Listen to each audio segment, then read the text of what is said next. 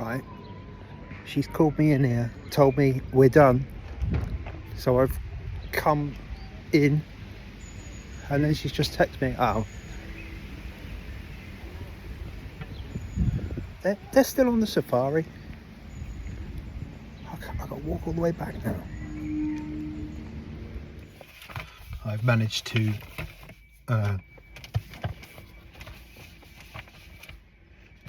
come back. Deficits in developing, maintaining and understanding relationships, ranging, for example, from difficulties adjusting behaviour to suit various social contexts, to difficulties in sharing imaginative play or in making friends, to absence of interest in peers.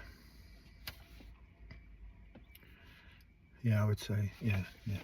Met. Restricted, repetitive patterns of behaviour, interests or activities as manifested by at least two of the following. It says met clear evidence of restrictive and repetitive patterns of behaviour and rigidity of thoughts within clinical assessment and ADOS, which met threshold for autism. Also evidence within developmental history from the ADIR, which I guess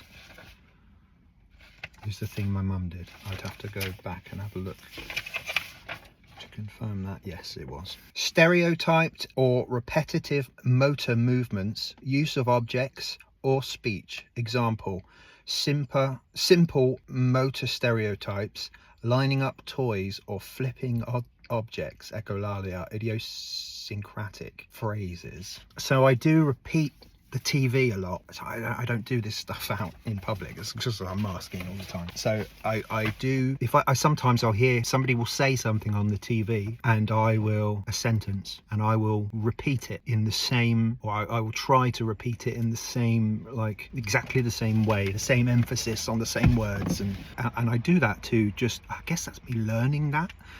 It's just to make sure I'm doing it right, or I got it right. I don't know what it's like. It's not like I'm not thinking I need to learn that, so I'll practice it. It's just a thing that happens. I just repeat it. That's echolalia.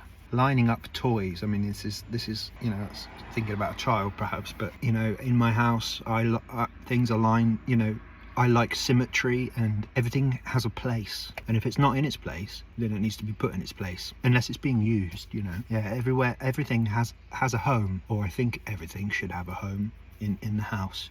You know, this is something that we've decided, and we've put things where they are. But in my, like say, I've got my own office sort of thing, studio.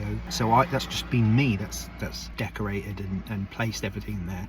And yeah, I'm so specific on where I put everything. And I will always, if anything gets moved, I will always put it back where it was. I was taught by, I'm going to say my grandfather, because I'm sure he would have. I can imagine him being like this, and I've learnt this as a thing he's taught me to do, which was, if ever I made a mess, I clear it up. You know, any mess you make, you clear up after yourself, put it back as it, leave things as you found them. And that's just something that's stayed with me all my life, and it's not, I don't just mean about mess or anything. I think I'm getting distracted. Insistence on sameness, inflexible adherence to routines.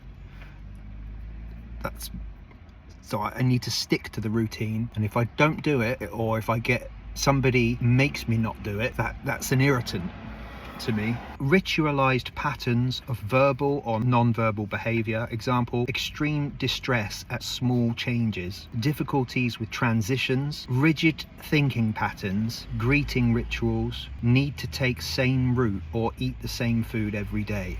Like, just, I mean, this is all met. Highly restricted, fixated interests that are abnormal in intensity or focus. Example, strong attachment to or preoccupation with unusual objects. Excessively, I nearly read the wrong thing. So excessively circumscribed or persevative interests. I don't know what that means. I knew that, or I thought I knew when I, researching, that special interests or intense interests was a thing for autistic people, and I didn't think that I had any, but I do. And I'm incredibly fixated and I would say it probably is an abnormal intensity or focus around my interests.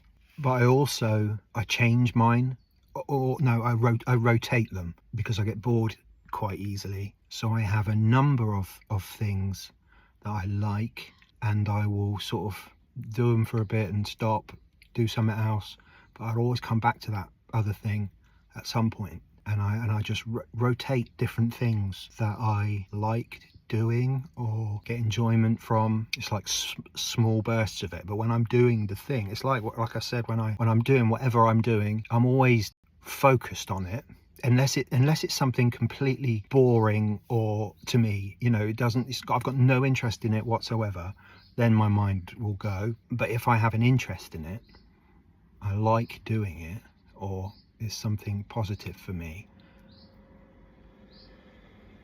I'll do it, and I'll be focused, but then I'll get bored eventually and I'll have to do something else. One of the other things. Hyper or hypo reactivity to sensory input, or unusual interest in sensory aspects of the environment.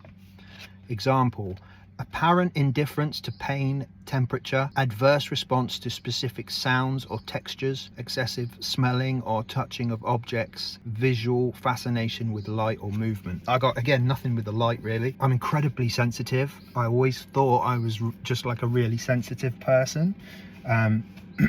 Sound, being a musician, and playing an instrument from a young age,